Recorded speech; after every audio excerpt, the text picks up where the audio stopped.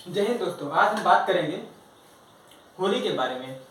हमारी जो आउटलाइन है, रूपरेखा है, उसमें हम होली क्यों मनाई जाती है और होली से सीखने को क्या मिलता है। मतलब ये जो पर्व है ये हमें क्या क्या सिखाता है हमारे जीवन के संबंध में। तो हम बात करते हैं होली क्यों मनाई जाती है। तो इसमें बहुत सारी कहानियाँ प्रचलित भी हैं और हैं भी, लेकिन सबसे प्रसिद्ध कहानी जो है वो हम बात करेंगे इस वीडियो में। यह जो त्योहार है, यह पर्व है, ये वसंत ऋतु में आता है, इसलिए इसे हम वसंतोत्सव और काम महोत्सव के नाम से भी जानते हैं।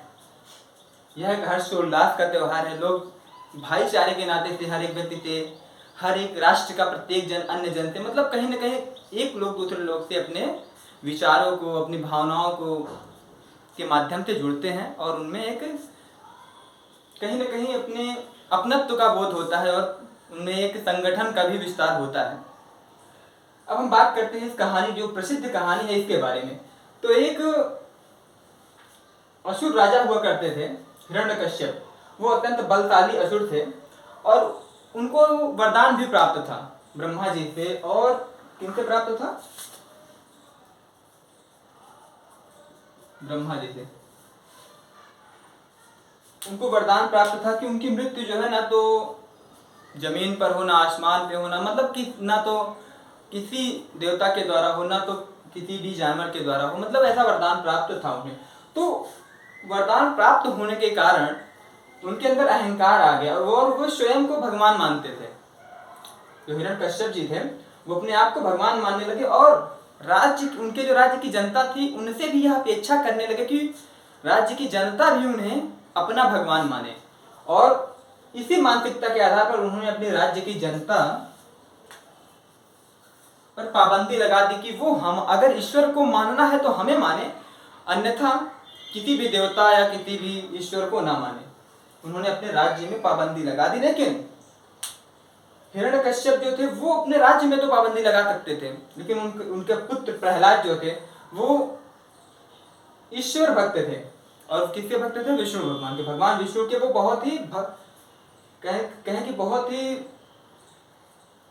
मतलब पहुंचे हुए भक्त थे इनके पुत्र। इन्होंने अपने पुत्र से के ऊपर भी यही सारी पाबंदियां लगाई, लेकिन इन्होंने अपने पुत्र पर इन सारी पाबंदियों का जो प्रभाव था वो असफल होते हुए पाया और इससे वो अति क्रोधित हुए। इन्होंने अपने पुत्र पर अनेक प्रकार के दंड आरोपित किए, अनेक प्रकार की कहीं ना कहीं अपने पूरी कोशिश की।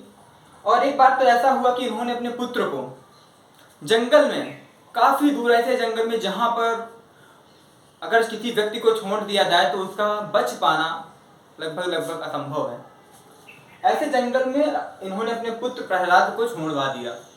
और उन्होंने वो ये आशा करने लगे, कौन? हिरण्यकश्यप आशा करने लगे कि हमारा जो पुत्र है वो उसका मतलब अंत हो जाएगा इस षड्यंत्र से। लेकिन हुआ क्या कि भगवान विष्णु के भक्त को ऐसा कुछ भी नहीं हुआ और वो अपनी ईश्वर भक्ति में विलीन होते गए, समय समय से आगे बढ़ते गए। तो यह बात उन्हें और चुभने लगी, किसे? हिरण्यकश्यप को। और उन्होंने एक षड्यंत्र रचा अपनी बहन के साथ मिलकर। और इस षड्यंत्र क्यों रचा? क्योंकि इनकी बहन को एक ऐसा वरदान प्राप्त था जिसमें इनकी बहन एक वस्त्र को धारण अगर कर लेते थे तो वह वस्त्र इनकी बहन के ऊपर जब तक रहता था तब तक उन्हें आग से जलाया नहीं जा सकता था। अगर इनकी बहन वो वस्त्र अपने ऊपर धारण किए रहती थी तो उन्हें आग का कोई प्रभाव नहीं पड़ता था, वो उन्हें नहीं जला सकती थी आग। और इनकी बहन का नाम क्या था? होलिका।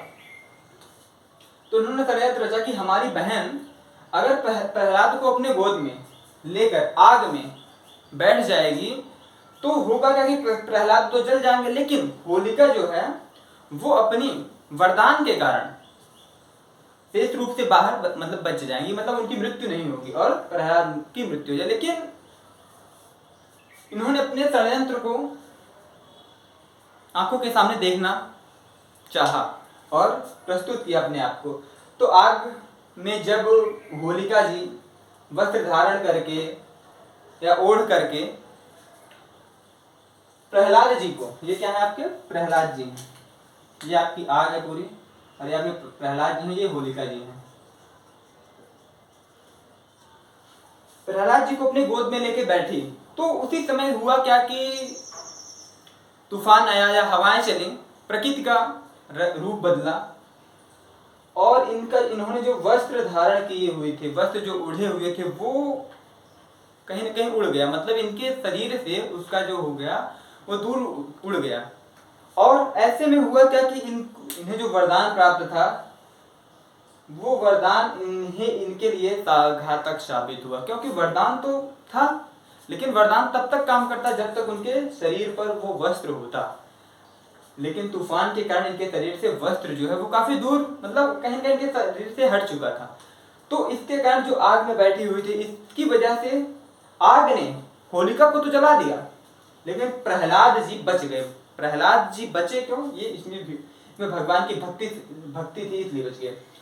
और ये जो है, जो यहाँ पे हवाएं चली, ये भी एक तरीके से भगवान की भक्ति का ही, अपने भक्त को बचाने का एक उनकी तरफ से षड्यंत्र था।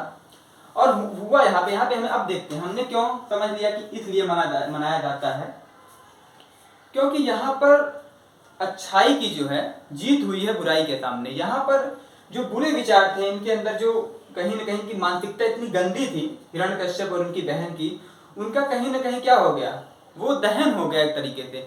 तो हमें भी जब होलिका दहन होता है, तो हमें भी अपने गंदे विचारों को, हमें अपनी मानसिकता को, उन मानसिकताओं को जिनसे हमें अगले व्यक्ति की स्वतंत्रता पर, या कहें कि कहीं न कहीं ऐसी मानसिकता जो एक जन समाज के लिए गलत धारणा हो सकती है, उन्हें भी हमें अपने होलिका दहन के साथ साथ अपने विचारों को भी दहन कर देना चाहिए। तो कहने का मतलब इससे हम यही सीखते हैं कि हमें भी अपने जीवन में बुरी विचारों को होलिका दहन के साथ दहन करना चाहिए, और